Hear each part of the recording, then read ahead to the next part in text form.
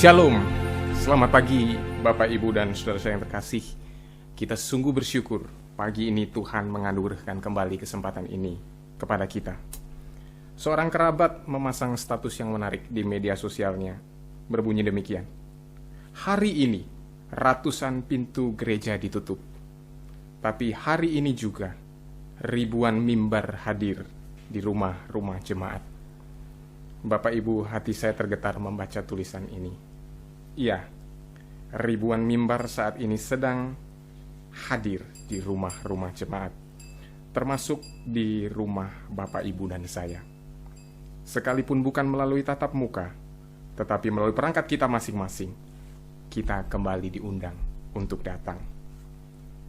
Mari kita datang, menyatukan hati, menyembah dan memuji Allah Tritunggal.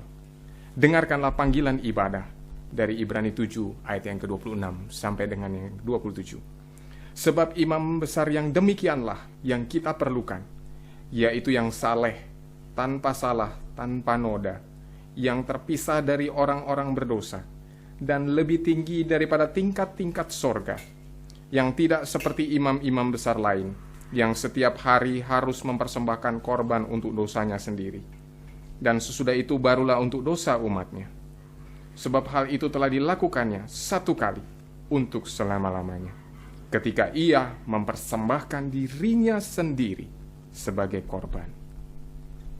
Ya, kepada imam besar itu, yaitu Yesus, kita datang.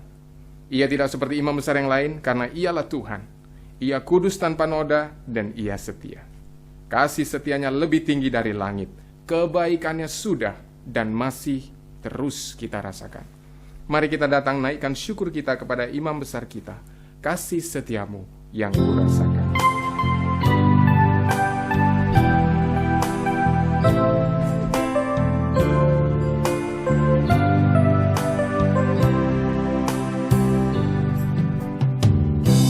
Kasih setiamu yang kurasakan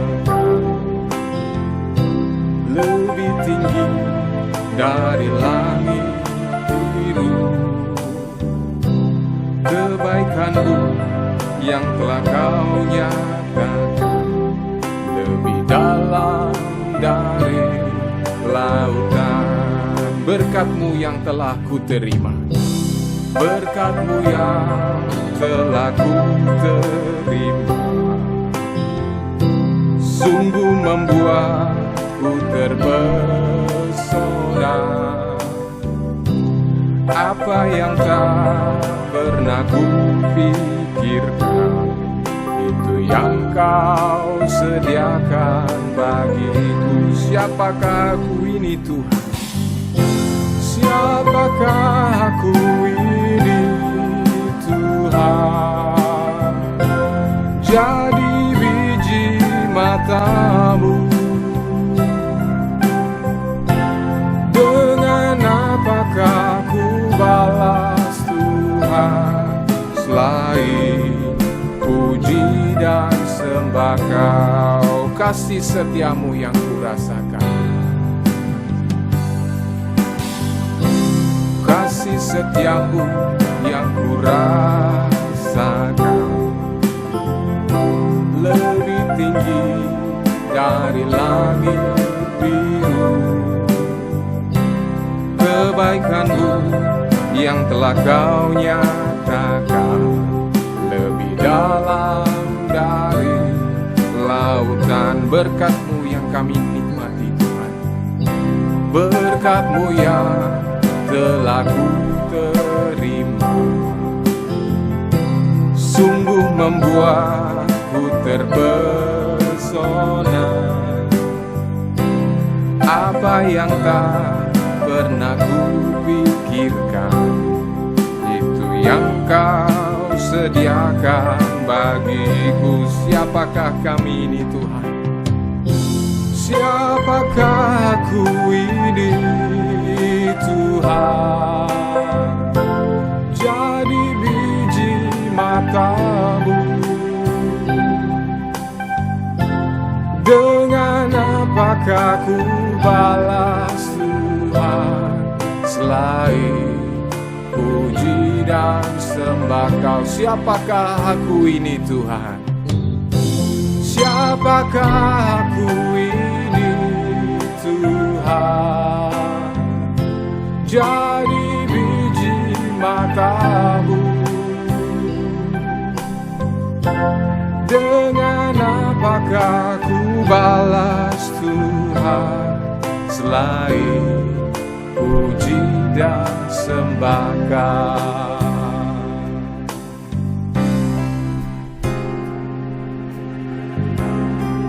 Mari Bapak Ibu Saudara kasih, kita bersatu di dalam doa.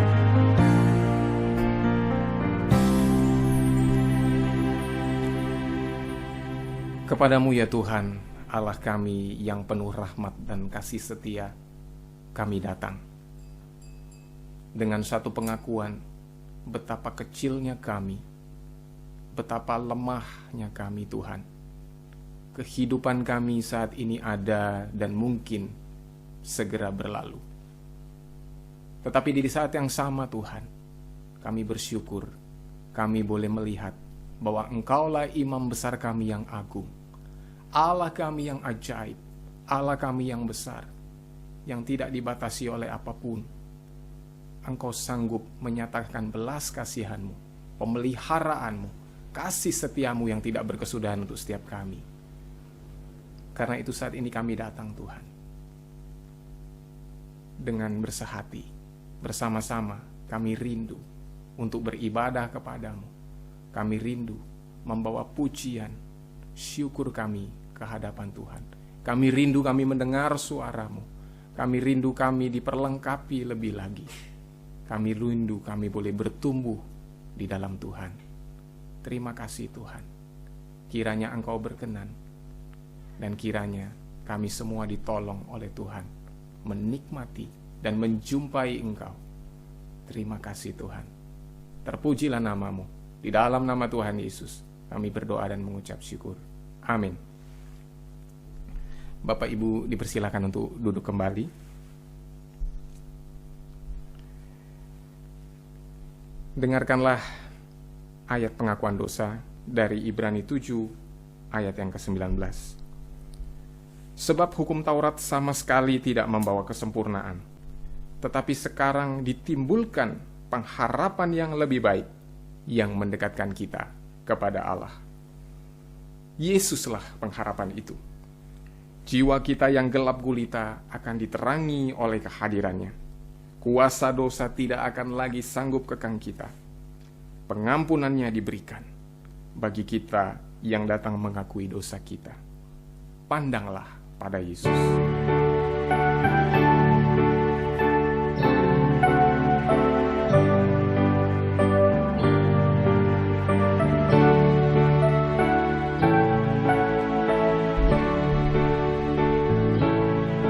Lelah dan susahkah jiwamu, serta gelap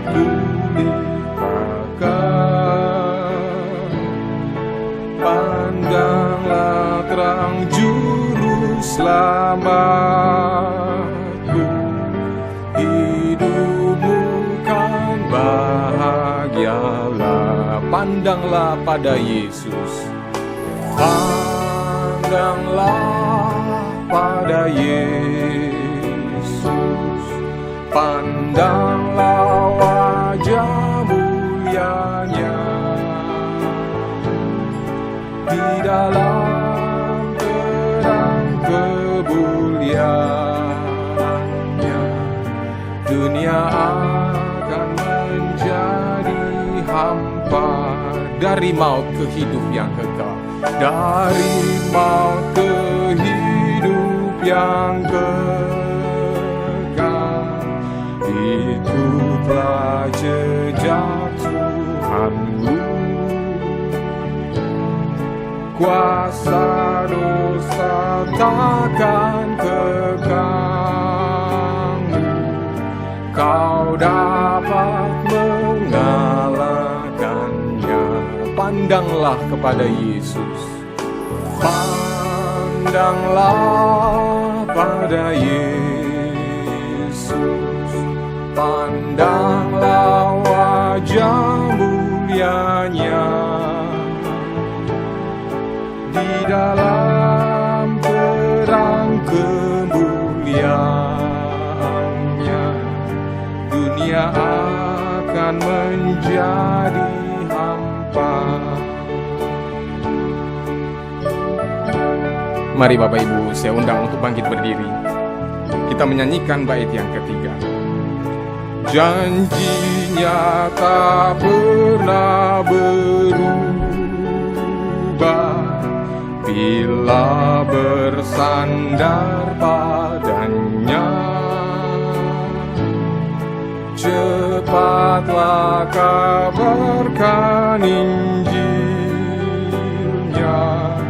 bawa pulang domba sesat. Pandanglah pada Yesus, pandanglah pada Yesus, pandanglah wajah mulianya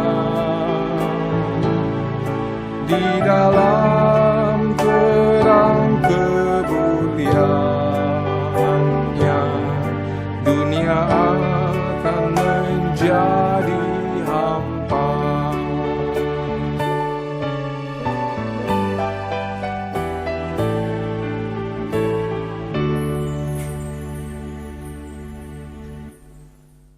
Jemaat yang dikasihi Tuhan, mari kita bersama-sama datang ke hadirat Tuhan dengan segala kerendahan hati kita. Kita mengakui segala dosa kita. Mari bersama-sama kita berdoa. Tuhan, kami datang ke hadapan-Mu Tuhan. Kami mengakui di dalam kehidupan kami sebagai anak-anak-Mu Tuhan. Seringkali kami egois Tuhan. Seringkali kami hanya mementingkan diri kami Tuhan. Seringkali dalam kehidupan kami, di dalam setiap situasi kesulitan-kesulitan yang kami alami, kami tidak mencari Engkau Tuhan. Kami lebih mengandalkan kekuatan diri kami. Karena itu Tuhan, kami datang bertelut di hadapan-Mu Tuhan. Kami mohon pengampunan-Mu Tuhan. Semua hal yang seringkali kami lakukan Tuhan, yang terekspresi di dalam perkataan-perkataan kami, di dalam tingkah laku kami, seringkali itu mendukakan hati-Mu Tuhan. Kami mohon pengampunan yang daripada-Mu Tuhan. Kiranya Tuhan, di dalam belas kasihan-Mu itu Tuhan, kami boleh terus diingatkan. Hidup kami adalah hidup yang seharusnya berkenan kepada-Mu Tuhan. Karena itu Tuhan, kami mohon Tuhan, beri kami kekuatan. Engkau tahu kami lemah, Engkau tahu kami rapuh Tuhan. Inilah kami Tuhan. Kami berdoa di dalam nama-Mu Tuhan kami Yesus Kristus Tuhan yang hidup. Amin. Jemaat yang dikasihi Tuhan, dengarkanlah janji pengampunan dari Ibrani pasal 7 ayat 24 dan 25. Tetapi karena ia tetap selama-lamanya, imamatnya tidak dapat beralih kepada orang lain. Karena itu ia sanggup juga menyelamatkan dengan sempurna semua orang yang oleh Dia datang kepada Allah, sebab ia hidup senantiasa untuk menjadi pengantara mereka. Bapak Ibu dipersilakan untuk duduk kembali. Bukankah begitu luar biasa Bapak Ibu, bahwa bukan untuk sementara Yesus hidup senantiasa menjadi pengantara bagi kita yang oleh Dia datang kepada Allah. Maka marilah dengan sukacita kita bersama-sama serukan, kini kumilik Yesus.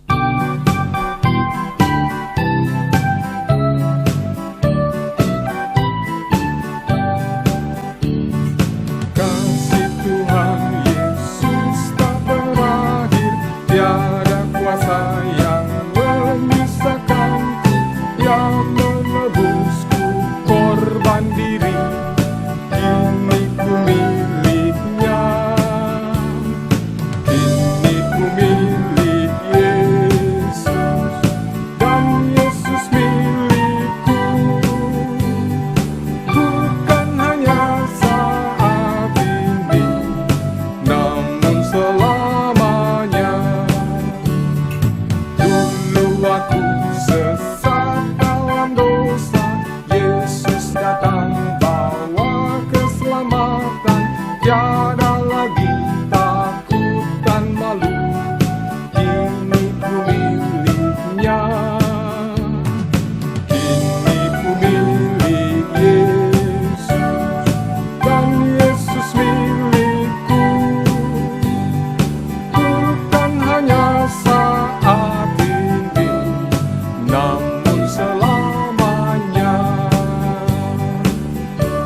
bangkit berdiri, kita nyanyikan hatiku senang ku diselamatkannya. Hati senang ku diselamatkannya, dahulu budak kini ku bebas, ya tebusku dengan darahnya, ku miliknya.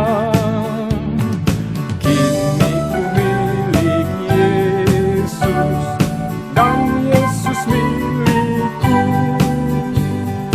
Bukan hanya saat ini, namun selamanya.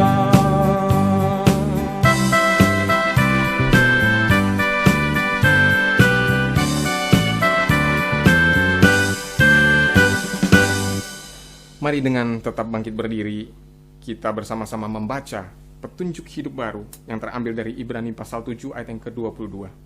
Mari kita bersama-sama bacakan. Demikian pula Yesus adalah jaminan dari suatu perjanjian yang lebih kuat. Amin. Puji Tuhan. Kini tiba saatnya Bapak Ibu Saudara yang terkasih, bersama-sama dengan gereja di segala abad dan tempat, kita mengikrarkan pengakuan iman rasuli. Dengan hati dan mulut kita berkata, aku percaya kepada Allah, Bapa yang Maha Kuasa, Khalik langit dan bumi, dan kepada Yesus Kristus, anaknya yang tunggal Tuhan kita, yang dikandung dari Roh Kudus, lahir dari anak darah Maria, yang menderita sengsara di bawah pemerintahan Pontius Pilatus, disalibkan, mati dan dikuburkan, turun ke dalam kerajaan maut. Pada hari yang ketiga, bangkit pula dari antara orang mati, naik ke surga, duduk di sebelah kanan Allah, Bapa yang Maha Kuasa. Dan dari sana ia akan datang untuk menghakimi orang yang hidup dan yang mati. Aku percaya kepada Roh Kudus, gereja yang kudus dan am, persekutuan orang kudus, pengampunan dosa, kebangkitan tubuh, dan hidup yang kekal. Amin. Bapak Ibu dipersilakan untuk duduk kembali. Kini tiba saatnya kita akan bersama-sama menyambut dan mendengarkan firman Tuhan yang akan diberitakan dengan satu komitmen dan doa. Ku mau serupa Tuhan yang mulia.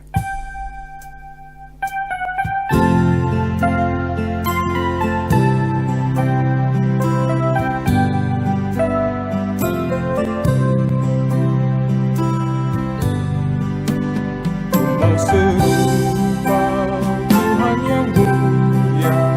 Inilah doa harapanku, rela buangkan semua hartaku untuk mendapatkan Yesus Kristus.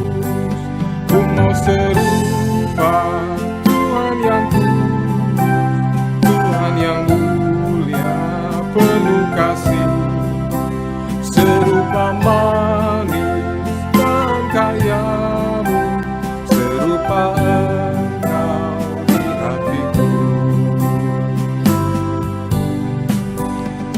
Mau serupa Tuhan yang ramah, lemah dan lembut, penuh kasih, tolong yang lemah, hibur yang susah, dan bawa mereka pada Kristus.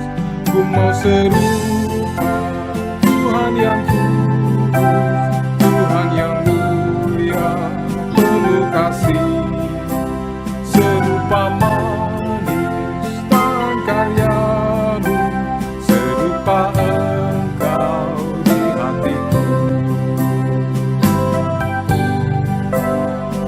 Ku mau serupa Tuhan yang sabar. Ku mau serupa Tuhan yang sabar, kudus dan rendah, tak bercela, rela menanggung semua hukuman, jadi korban dan disalibkan. Ku mau serupa Tuhan yang kudus, Tuhan yang mulia, penuh kasih, serupa manis dan kayamu, serupa Engkau di hatiku.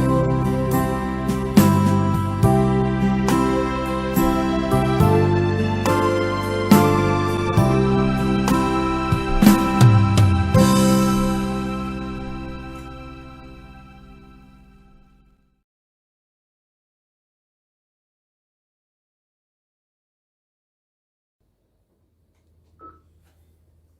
Selamat pagi, Bapak Ibu yang dikasihi Tuhan.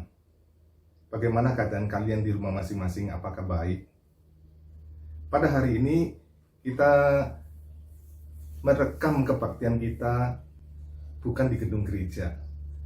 Selain ini kita mendukung program pemerintah, yaitu kita menjaga jarak sosial, yang dimana pemerintah ingin supaya kita tidak berkumpul lebih dari 4-5 orang bahkan lebih. Maka kita merekamnya di rumah masing-masing. Liturgis atau WL merekam di rumahnya, sedangkan saya yang berkhotbah di sini juga merekam di rumah, di tempat di mana saya tinggal. Bapak Ibu, ada satu hal yang saya rindu untuk kita pahami, bahwa ketika kita mengadakan di rumah, kita menyadari satu hal, yaitu gereja bukan gedung, tapi gereja adalah kita, orang-orang percaya. Maka ini ada satu kesempatan yang indah, di mana pagi hari ini kita beribadah dengan suasana rumah Bapak Ibu. Mari Bapak Ibu yang dikasihi Tuhan, saya pada pagi hari ini mengajak kita untuk bersama-sama belajar dari satu kebenaran firman Tuhan dari kitab Ibrani pasal 7 ayat 1 sampai ayat 28. Bagian ini berbicara tentang Yesus yang lebih tinggi daripada Harun, bahkan lebih tinggi daripada keimaman Harun. Bapak Ibu yang dikasihi Tuhan, saya mengajak kita membuka di Alkitab kita masing-masing dari kitab Ibrani pasal 7 ayat 1 sampai ayat yang ke-28. Saya tidak akan membacakannya semua Bapak Ibu yang dikasihi Tuhan. Saya hanya membacakan beberapa bagian dari perikop yang akan kita baca.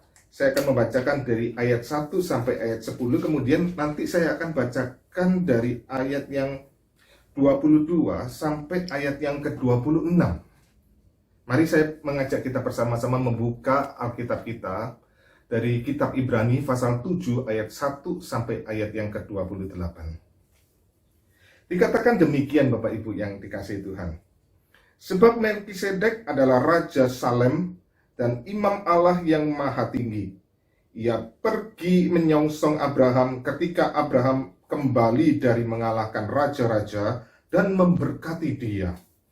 Kepadanya pun Abraham memberikan 1/10 dari semuanya. Menurut arti namanya, Melkisedek adalah pertama-tama Raja Kebenaran dan juga Raja Salem, yaitu Raja Damai Sejahtera.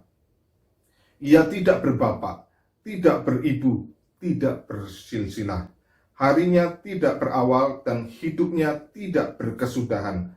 Dan karena ia dijadikan sama dengan anak manusia.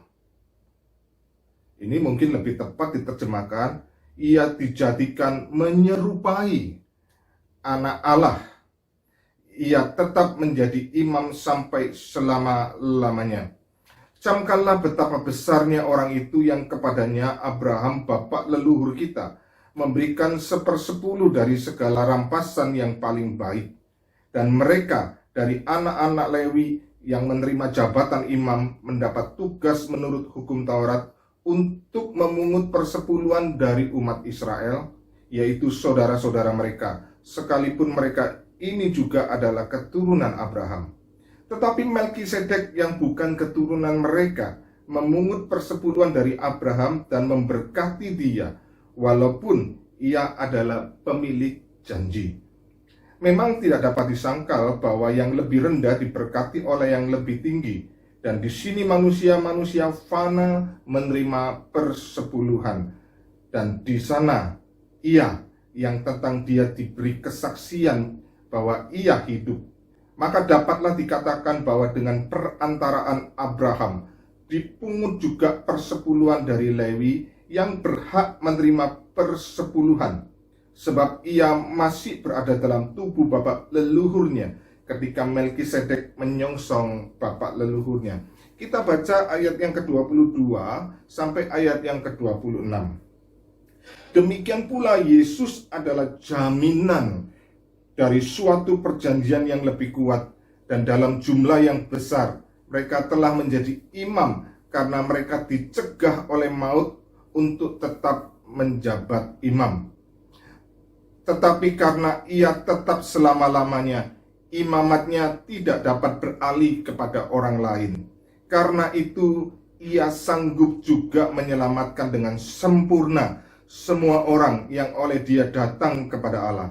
Sebab ia hidup senantiasa untuk menjadi pengantara mereka. Sebab imam besar yang demikianlah yang kita perlukan, yaitu yang saleh, yang tanpa salah, tanpa noda, yang terpisah dari orang-orang berdosa, dan lebih tinggi daripada tingkat-tingkat surga. Bapak Ibu yang dikasihi Tuhan, saudara-saudara juga sekalian, peristiwa yang kita alami belakangan ini, kita tahu yaitu terjadinya wabah virus corona, Bapak Ibu yang dikasihi Tuhan.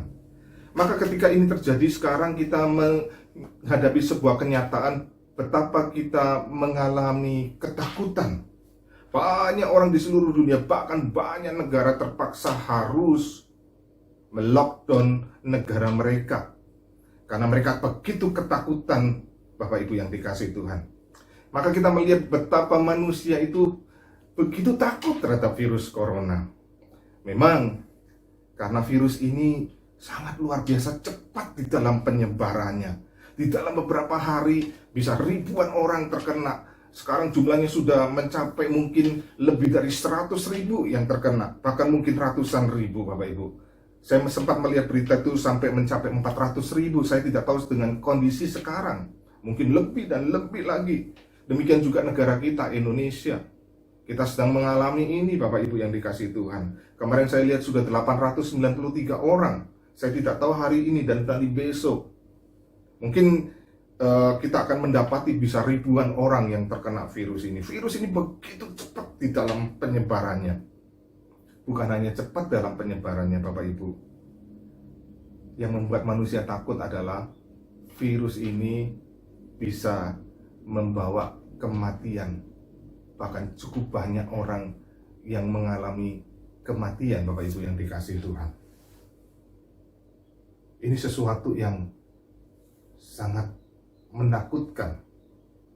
Kalau kita lihat bagaimana kemudian ada dokter-dokter yang mencoba memperlihatkan keadaan orang yang mengalami atau terjangkit virus corona ini, difoto atau diperlihatkan secara 3 dimensi kondisi paru-parunya, sungguh sangat mengerikan. Bahkan ada dokter-dokter yang berkata, kalaupun orang sembuh dari virus corona ini, maka kondisi paru-parunya sudah tidak baik. Maka Bapak Ibu yang dikasihi Tuhan, kita melihat betapa manusia itu mengalami ketakutan karena wabah virus corona ini. Bapak Ibu yang dikasihi Tuhan, mungkin banyak orang berkata, saya tidak takut, dan banyak saya menemukan juga, banyak kita lihat di televisi, mungkin orang-orang yang tidak takut menghadapi kematian. Tetapi realitanya, ketika manusia menghadapi wabah virus corona ini, ternyata mereka takut pada kematian. Bapak Ibu yang dikasihi Tuhan, inilah sisi sebenarnya dari manusia, yaitu kita takut terhadap kematian. Mengapa manusia takut terhadap kematian? Ada satu hal, karena manusia tidak yakin setelah mereka mati mau kemana, apa yang terjadi dengan kehidupan setelah kematian. Tidak ada sesuatu yang pasti, tidak ada pengharapan yang pasti. Maka disitulah manusia mengalami ketakutan akan kematian. Kalau kita melihat dalam kitab Ibrani, di mana jemaat-jemaat Kristen pada waktu itu, terutama orang-orang Kristen Yahudi yang mengalami penganiayaan yang sedemikian hebat, mereka juga mengalami ketakutan. Mereka takut menghadapi kematian. Bapak Ibu, ini disebabkan karena mereka tidak yakin akan keselamatan dalam Tuhan Yesus. Mereka mulai ragu-ragu terhadap keselamatan di dalam Tuhan Yesus. Maka mereka mencoba memalingkan diri mereka. Mereka mencari kepastian keselamatan melalui ritual-ritual keimaman menurut Harun, Bapak Ibu. Disinilah penulis Ibrani ingin memberi sebuah penjelasan yang tegas, penjelasan yang pasti bahwa tidak ada jalan lain selain melalui Tuhan Yesus Kristus. Bapak Ibu yang dikasihi Tuhan, bagian ini bicara tentang keimaman menurut Harun. Nanti dibandingkan dengan keimaman menurut Melkisedek. Bapak Ibu yang dikasihi Tuhan, ada dua tugas utama dari seorang imam. Tugas yang pertama adalah imam itu sebagai pengantara antara manusia dengan Allah. Maka imam-imam itu biasanya membawa doa dari orang-orang berdosa untuk dibawa kepada Allah supaya mendapat pengampunan. Itu tugas pertama yang sangat penting. Tugas yang kedua yang tidak kalah penting, yaitu imam bertugas untuk memberi berkat kepada umat Tuhan. Maka tugas ini Bapak Ibu boleh baca di dalam Bilangan pasal 6, Bilangan pasal 6 ayat 22 sampai ayat 27. Biasanya ini pendeta ketika memberikan berkat mengutip dari kitab Bilangan pasal 6 ini, Bapak Ibu yang dikasihi Tuhan. Keimaman menurut pola Harun, dan nanti saya gambarkan juga keimaman menurut pola Harun adalah juga keimaman yang dunia ini juga biasanya lakukan. Maka keimaman menurut pola Harun dan juga imam-imam dalam dunia ini, kalau kita perhatikan, tidak pernah bisa membawa kepada pengampunan dosa atau kelepasan bagi umat manusia. Keimaman menurut pola Harun ataupun keimaman dari dunia ini juga tidak dapat membawa berkat yang sejati bagi manusia. Saya ingin coba kita melihat, mengapa kok dunia ini di dalam pola keimamannya tidak pernah bisa membawa kepada kelepasan bagi manusia, kelepasan dari dosa, dan juga berkat yang sejati. Bapak Ibu, kalau kita perhatikan, yang pertama Bapak Ibu coba perhatikan, jabatan imam menurut pola Harun maupun imam-imam dalam dunia ini adalah jabatan yang tidak kekal, Bapak Ibu yang dikasihi Tuhan. Jabatan yang dibatasi oleh usia. Tokoh-tokoh agama dalam dunia ini, perhatikan, yang dianggap sebagai orang yang bisa membawa kepada kelepasan, keselamatan. Realitanya tokoh-tokoh agama yang ada dalam dunia ini tidak selama-lamanya ada. Mereka mengalami kematian dan mereka tidak pernah bangkit lagi. Perhatikan, semua tokoh-tokoh agama dalam dunia kecuali Yesus. Semua tokoh-tokoh agama dalam dunia ini mengalami kematian dan mereka tidak pernah bangkit lagi. Artinya, Bapak Ibu, kalau kita perhatikan, kehidupan mereka ini cuma fana. Kehidupan mereka ini cuma sementara. Pertanyaannya begini, Bapak Ibu. Bagaimana mungkin yang fana bisa membawa kepada kekekalan? Pertanyaan ini penting. Bagaimana mungkin orang yang tidak kekal, orang yang kehidupannya cuma fana, sementara bisa membawa kepada kekekalan? Gak mungkin, Bapak Ibu yang dikasihi Tuhan. Tidak mungkin. Tidak mungkin yang fana bisa membawa kepada kekekalan atau membawa kita kepada keselamatan yang kekal. Nggak mungkin. Apalagi Bapak Ibu yang dikasihi Tuhan, kalau kita perhatikan tokoh-tokoh agama di dunia ini, tidak ada yang tidak pernah berbuat dosa. Artinya mereka juga adalah orang-orang yang berdosa. Bagaimana mungkin orang yang berdosa mengampuni, membawa pengampunan kepada orang yang berdosa yang lain? Padahal mereka sendiri perlu diampuni. Tidak mungkin. Bisa. Keimaman menurut pola Harun dan keimaman juga menurut dunia ini, Bapak Ibu. Maka kalau kita lihat tokoh-tokoh agama di dunia ini, yang kedua tadi, yang pertama, mereka bersifat fana, kekal, tidak bisa membawa kepada keselamatan. Yang kedua, kalau kita perhatikan keimaman menurut pola Harun, Dan imam-imam menurut dunia, tokoh-tokoh agama dalam dunia ini, kita perhatikan, tidak bisa membawa kepada berkat yang sejati. Dalam sejarah orang Israel, para imam inilah yang justru nantinya menyesatkan umat Allah. Mereka membawa umat Allah mengalami penderitaan, Bapak Ibu. Perhatikan imam-imam kalau kita melihat di dalam perjanjian lama, mereka menerima suap, terlibat di dalam politik, ikut dalam kesesatan penyembahan berhala, dan banyak perbuatan-perbuatan dosa yang mereka lakukan. Kita melihat tokoh-tokoh agama dalam dunia ini, Bapak Ibu, tidak ada bedanya. Kalau kita melihat dunia ini penuh dengan perpecahan, penuh dengan peperangan. Karena apa? Karena tokoh-tokoh agama satu dengan yang lain saling membenci, menebarkan kebencian satu dengan yang lain, sehingga dunia ini mengalami peperangan demi peperangan, kebencian demi kebencian.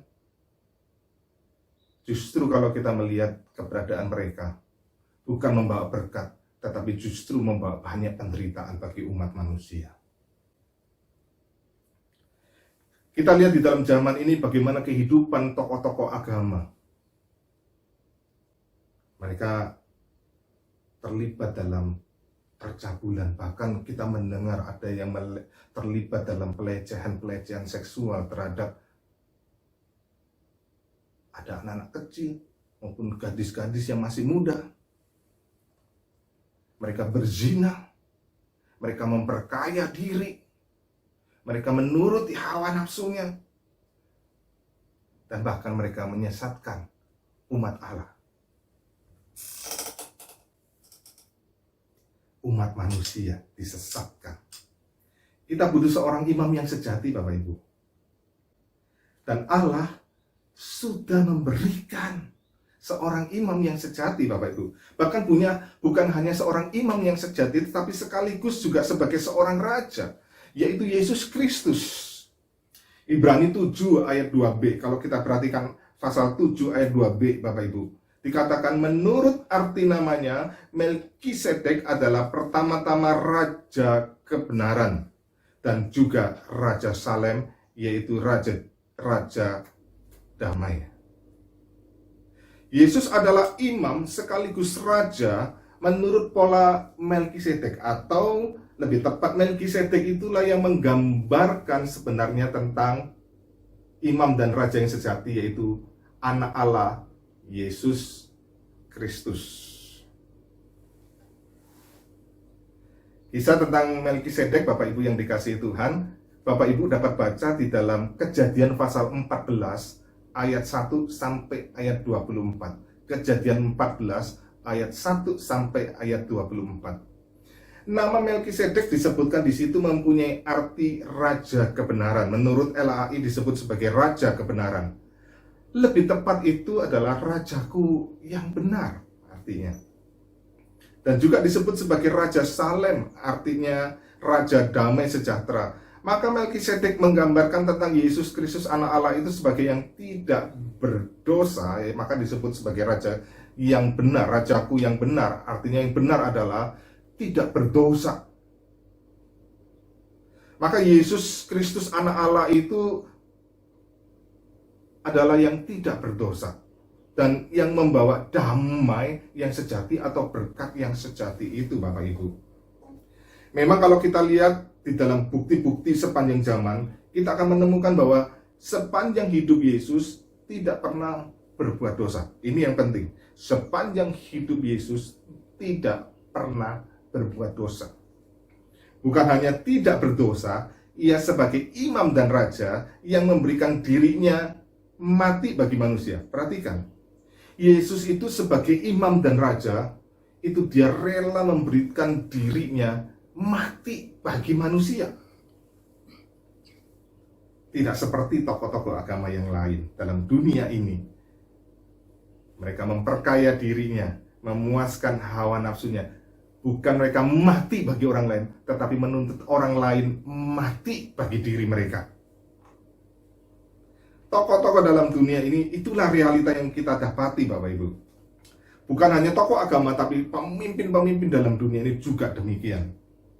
Seperti yang saya katakan di depan, Bapak Ibu, tadi. Bagaimana mungkin yang berdosa membawa pengampunan kepada yang berdosa, tidak mungkin. Hanya yang tidak pernah berdosa atau yang tidak berdosa, itulah yang dapat membawa pengampunan bagi yang berdosa. Siapa yang tidak berdosa atau tidak pernah berbuat dosa? Yaitu Yesus Kristus. Ibrani 7 ayat 3 dikatakan, ia tidak berbapak, tidak beribu, tidak bersilsilah, harinya tidak berawal, dan hidupnya tidak berkesudahan. Karena ia dijadikan sama dengan anak Allah, ia tetap menjadi imam sampai selama-lamanya. Melkisedek disebutkan tidak berayah, tidak beribu, tidak bersilsilah. Maka disinilah Melkisedek ingin menggambarkan kepada satu jabatan yang bersifat kekal, tidak dibatasi oleh usia, tidak dibatasi oleh waktu. Maka Bapak Ibu yang dikasihi Tuhan, kalau kita perhatikan, disinilah keimaman Melkisedek itu menggambarkan kepada Yesus Kristus, anak Allah yang bersifat kekal. Memang Yesus waktu dia menjadi manusia, ya, Tuhan Yesus waktu dia menjadi manusia, dia pernah mengalami kematian dan memang dia harus mengalami kematian untuk menggantikan dosa-dosa kita. Dia memberikan dirinya sampai sedemikian rendah, rela mati di atas kayu salib. Tetapi perhatikan Bapak Ibu, Yesus yang mengalami kematian itu juga Yesus yang kemudian bangkit dari kematian, dan dia kemudian tidak pernah mati-mati lagi. Artinya Bapak Ibu, dia bersifat kekal. Tidak seperti tokoh-tokoh dalam dunia ini yang mereka mati dan tidak pernah bangkit. Tetapi perhatikan, Yesus pernah sebagai manusia, dia mati tetapi dia juga bangkit kembali. Bapak Ibu yang dikasihi Tuhan. Maka ini menjelaskan Yesus adalah bersifat kekal. Maka Yesus yang kekal ini mampu membawa kepada kekekalan. Tokoh-tokoh agama, tokoh-tokoh dalam dunia ini, mereka tidak kekal, mereka fana. Maka mereka tidak bisa membawa kepada kekekalan. Hanya Yesus yang kekal, yang bisa membawa kepada kekekalan atau yang keselamatan yang bersifat kekal. Manusia fana tidak mungkin bisa membawa kepada kekekalan karena dia sendiri pun tidak kekal.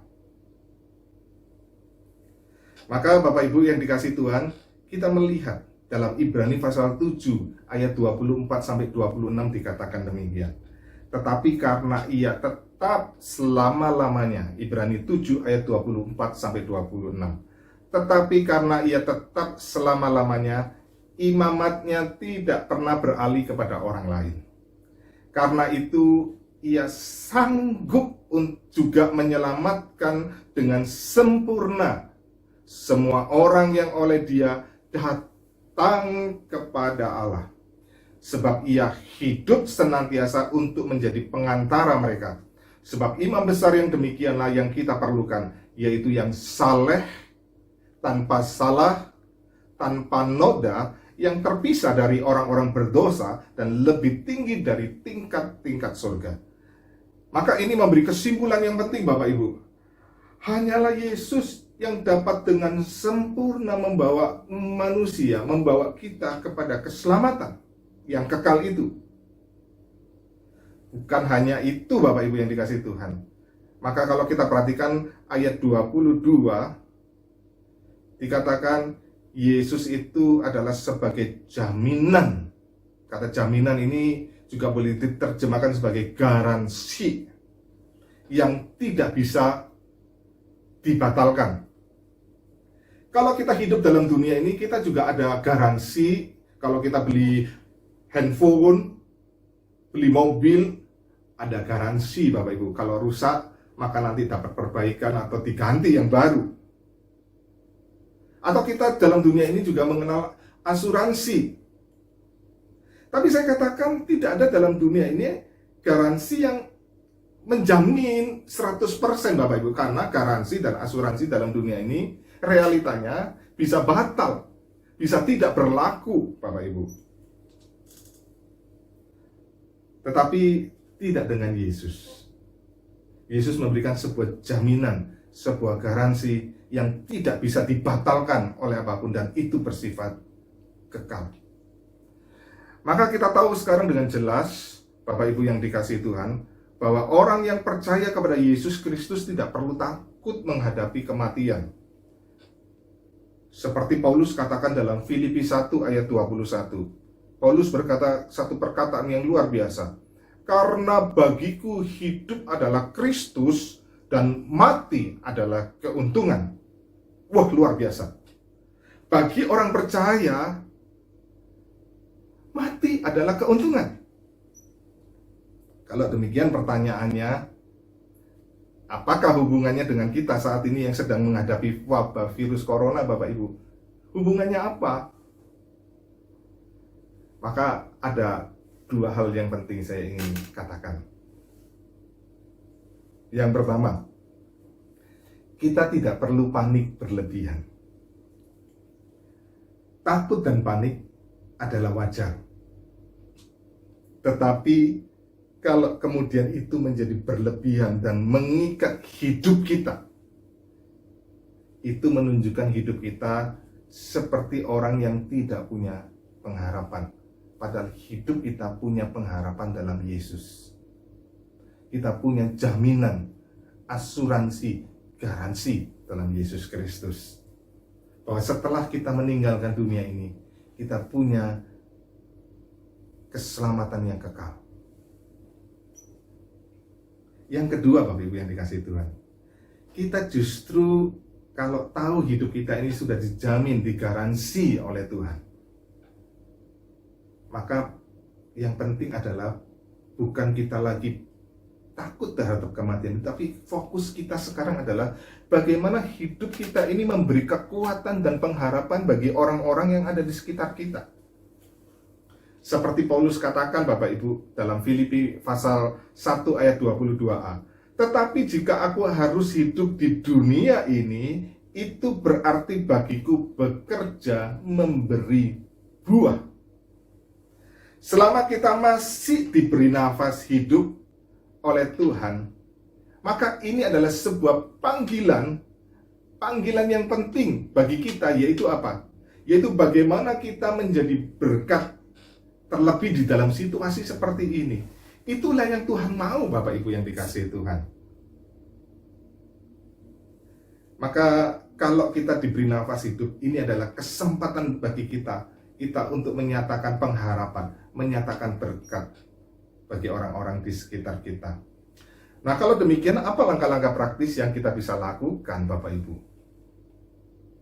Ada banyak hal yang kita bisa lakukan. Yang pertama Bapak Ibu, kita jangan panik buying. Ya.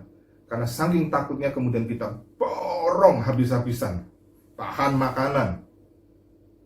Yang akhirnya yang kasihan adalah orang yang tidak mampu beli. Karena mereka nggak punya duit banyak, mereka nggak bisa borong Bapak Ibu. Dan mereka cuma bisa beli satu demi satu. Ketika mereka mau beli satu demi satu barang yang mereka butuhkan, ternyata stok di toko sudah habis karena sudah kita borong. Maka yang terjadi adalah harga melambung begitu mahal. Maka kita membuat orang lain lebih menderita lagi hidupnya. Maka saya anjurkan untuk kita di sini jangan melakukan panik buying Bapak Ibu. Belilah apa yang memang kita perlukan. Kita juga bisa lakukan Bapak Ibu. Kita perlu saya anjurkan untuk menyisihkan uang kita untuk kita donasikan. Kalau kita lihat ada Indonesia saat ini sangat butuh APD, alat perlindungan diri, terutama bagi tenaga medis Bapak Ibu yang dikasihi Tuhan. Indonesia kita lihat ada cukup banyak tenaga medis baik dokter maupun perawat yang tertular virus corona karena mereka tidak punya APD Bapak Ibu. Bahkan kalau kita dengar berita, sampai-sampai jas hujan itu menjadi alat untuk APD. Bahkan saya mendengar berita saya lupa di negara mana, itu karena kekurangan APD, sampai kantong plastik sampah dibuat alat perlindungan buat tangan mereka. Ini sesuatu yang sangat menyedihkan sekali. Justru tenaga-tenaga medis yang berada di ujung tombak, mereka berada dalam bahaya yang besar. Karena itu sisihkan, donasikan uang kita untuk kemudian bisa cepat impor APD. Ada banyak sekarang lembaga-lembaga yang sedang mengumpulkan dana untuk mereka impor langsung dari luar negeri, terutama dari Tiongkok, untuk mendatangkan APD dan disumbangkan kepada tenaga-tenaga medis. Ini sebuah langkah yang sangat baik dan kita harus mengambil peranan ini, Bapak Ibu yang dikasihi Tuhan. Jangan borong masker, belilah secukupnya. Kalau bisa sumbangkan kepada orang-orang di sekitar kita. Perhatikan, mungkin satpam di sekitar kita yang mereka menghadapi orang keluar masuk, mereka tidak pakai masker karena mereka mungkin tidak punya. Perhatikan mungkin tukang-tukang sampah, orang-orang yang jualan sayur yang lewat di klaster kita. Mungkin mereka tidak punya masker. Ibu-ibu tukang kebun, mungkin mereka tidak punya masker. Bapak Ibu yang dikasihi Tuhan, sumbangkan sebagian masker kita untuk mereka. Kita harus peduli kepada orang yang lebih membutuhkan.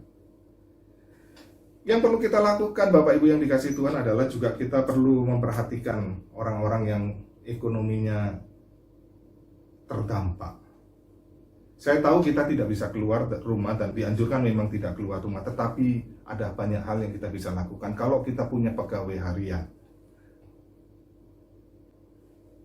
Kalau kita punya pembantu yang bekerja harian, kalau mereka tidak bekerja, diliburkan, jangan potong gaji mereka, tetap berikan gaji mereka. Coba bayangkan Bapak Ibu, pekerja harian ini kalau mereka tidak mendapatkan uang, mereka mendapatkan uang harian dan mereka bisa beli makanan harian. Kalau kita potong uang gaji itu, maka mereka tidak bisa beli makanan. Jangan potong gaji mereka. Mungkin kita bisa lakukan, ada beberapa orang dengan cara yang kreatif, beli bahan makanan, tapi bukan untuk mereka, tapi untuk abang Gojek itu. Karena apa? Sekarang mereka sepi order. Mereka tidak ada penghasilan. Saya punya adik ipar, bekerja sebagai driver Gojek, driver ojek online di Grab, Bapak Ibu. Tidak bisa bekerja karena tidak ada order sama sekali. Sepi. Maka Bapak Ibu, kita perlu perhatikan. Tanpa harus kita keluar rumah, saya katakan.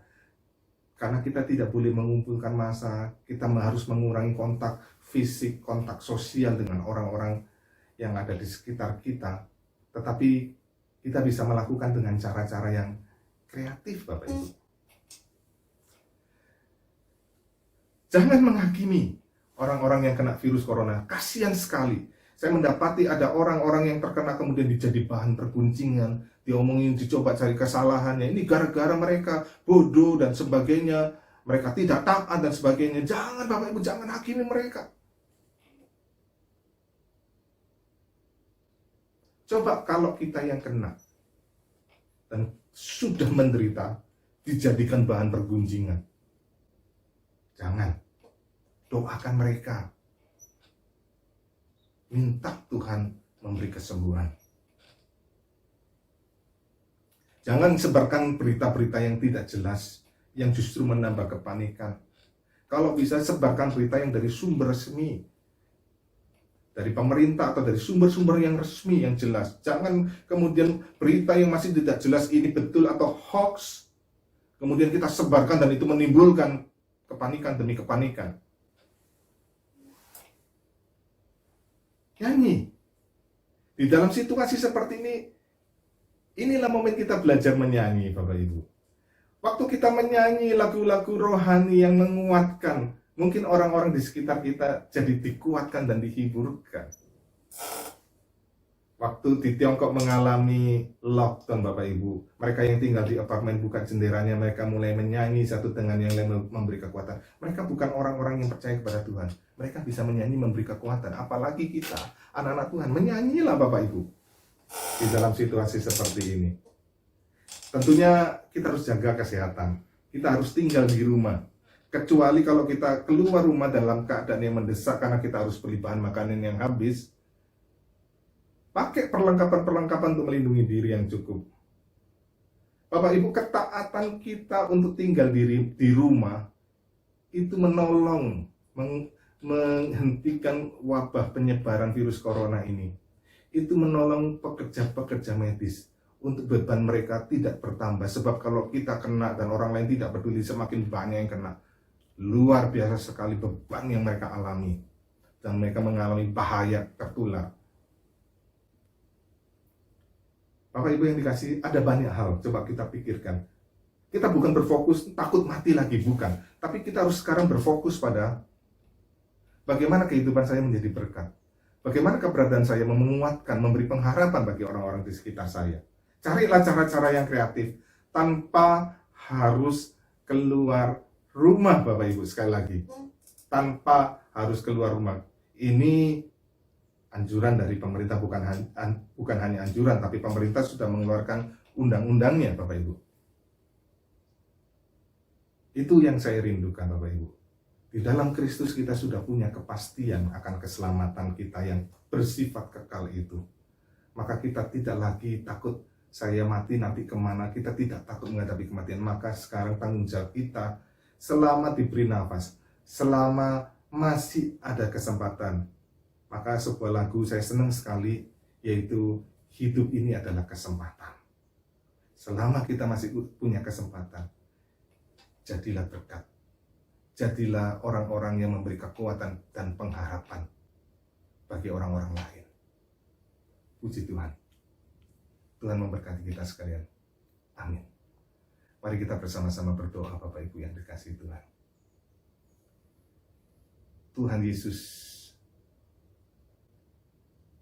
biarlah kebenaran firman-Mu menjadi sumber kekuatan kepada kami.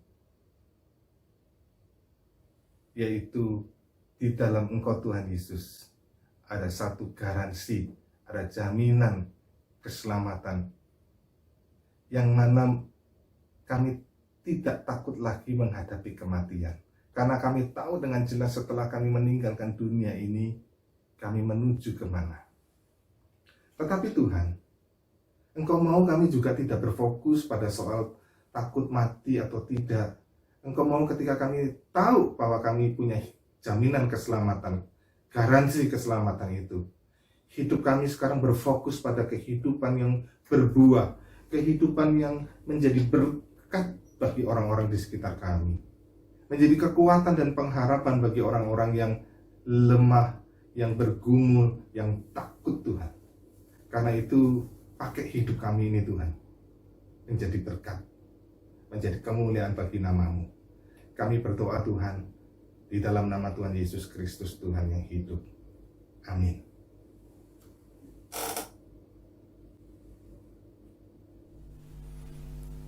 Bapak Ibu Saudara yang terkasih, kini saatnya kesempatan bagi kita untuk meresponi kebenaran firman Tuhan yang sudah diberitakan.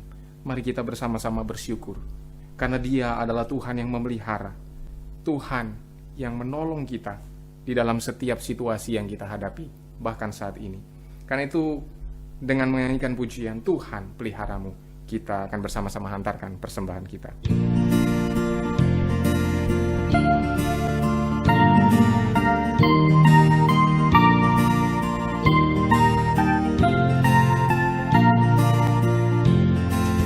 Jangan takut kesusahan, Tuhan peliharamu. Aman di bawah sayapnya, Tuhan peliharamu. Tuhan peliharamu tiap waktu sepanjang hidup.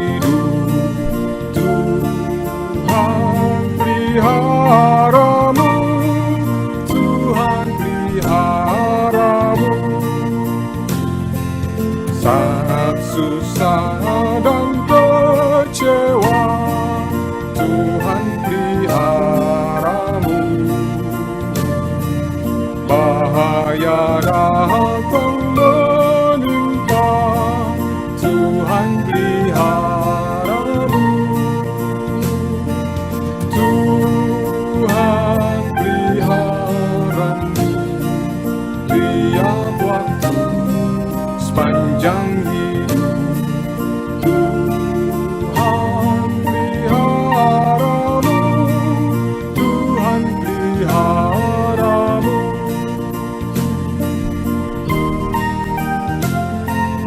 Anugerahnya melimpah, anugerahnya melimpah, Tuhan peliharamu.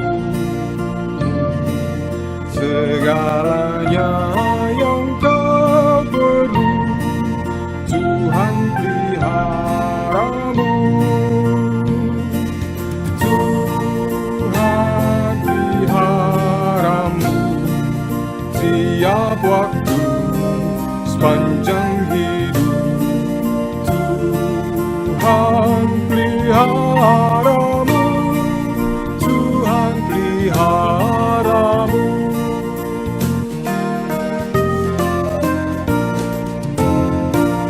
Mari bersama-sama kita menyatukan diri kita di dalam doa. Kami sungguh bersyukur Tuhan, sekali lagi kami diberikan kesempatan untuk mengekspresikan syukur kami. Kami boleh bersama-sama memberikan persembahan. Kami menyadari Tuhan bahwa sesungguhnya apa yang ada di diri kami, seluruhnya adalah berkat karunia dan pemberian Tuhan semata. Karena itu kami tidak bermegah atas semua yang kami boleh berikan.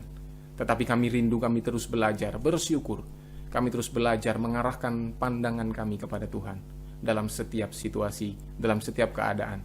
Kami meyakini Tuhanlah yang memelihara kami, sehingga dengan penuh sukacita kami boleh terus menatap hari depan dan kehidupan kami, karena kami percaya Tuhan beserta dan memelihara kami. Terima kasih Tuhan, kiranya Engkau berkenan atas setiap ucapan syukur yang kami naikkan. Terpujilah Engkau, di dalam nama Tuhan Yesus kami berdoa dan mengucap syukur. Amin. Bapak Ibu yang dikasihi Tuhan, saya akan memberitakan beberapa pengumuman yang perlu kita perhatikan bersama.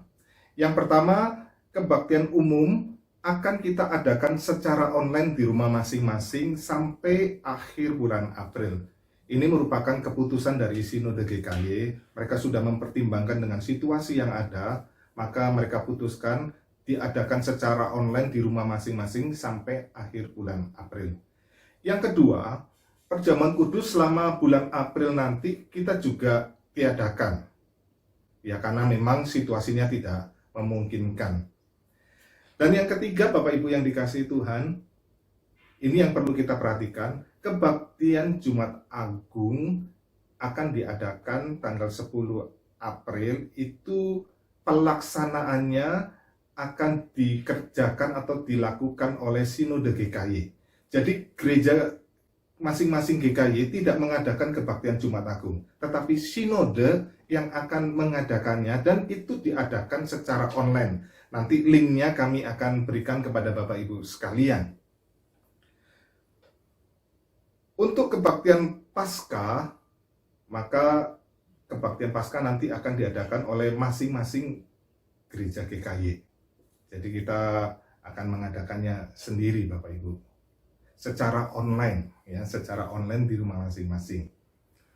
Dan yang kelima Bapak Ibu, kita mungkin sudah lakukan beberapa hari ini, setiap hari pukul 7 malam di rumah masing-masing kita mengadakan doa singkat.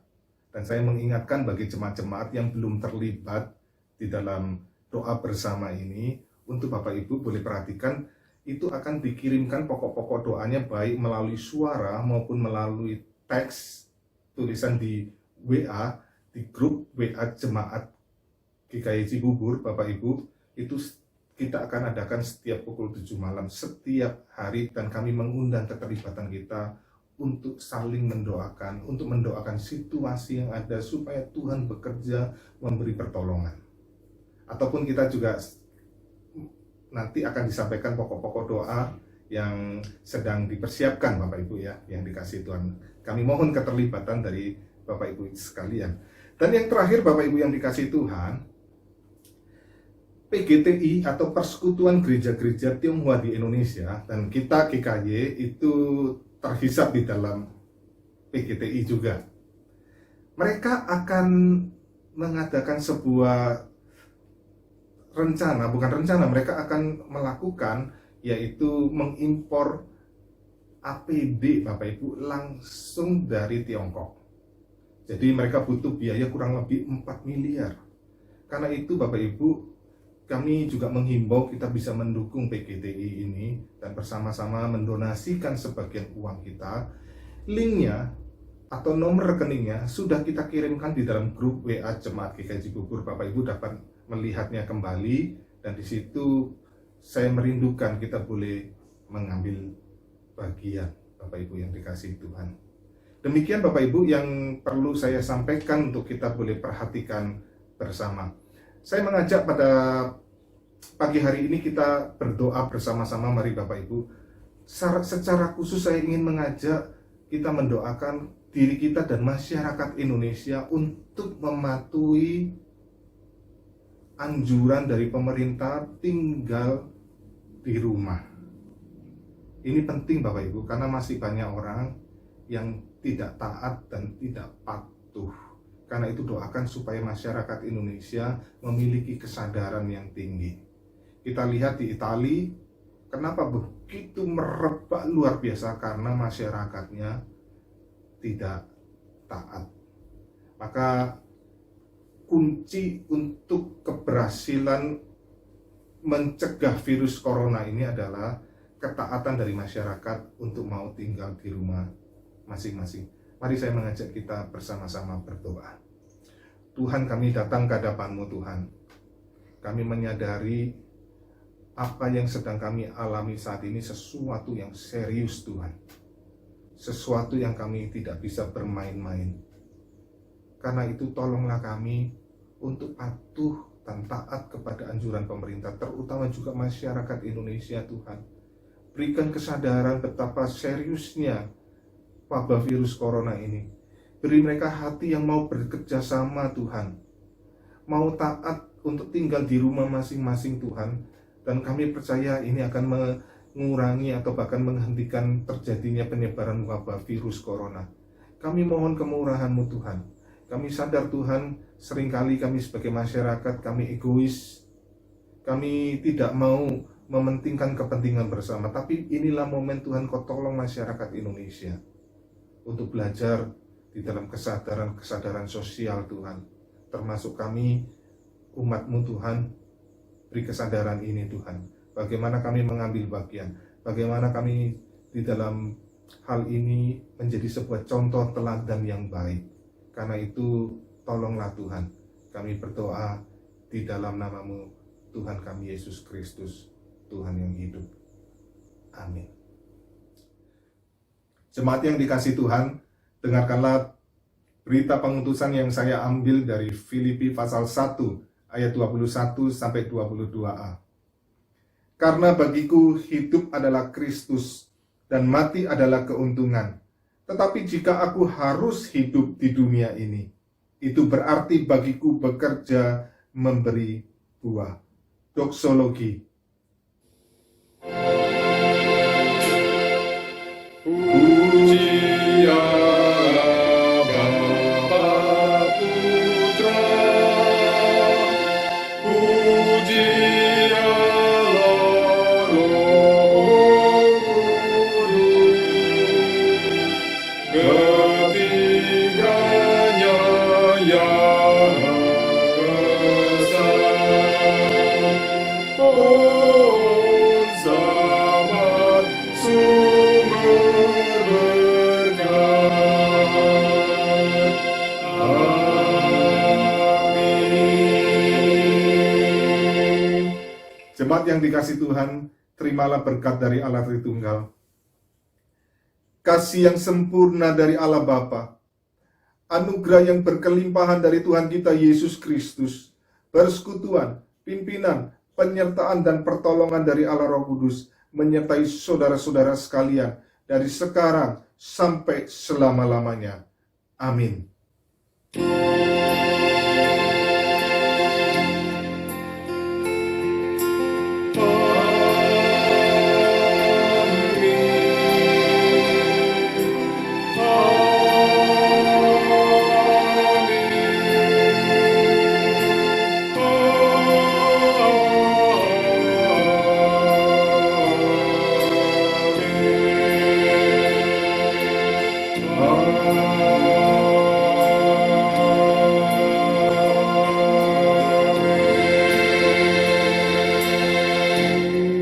Saat teduh kebaktian kita selesai.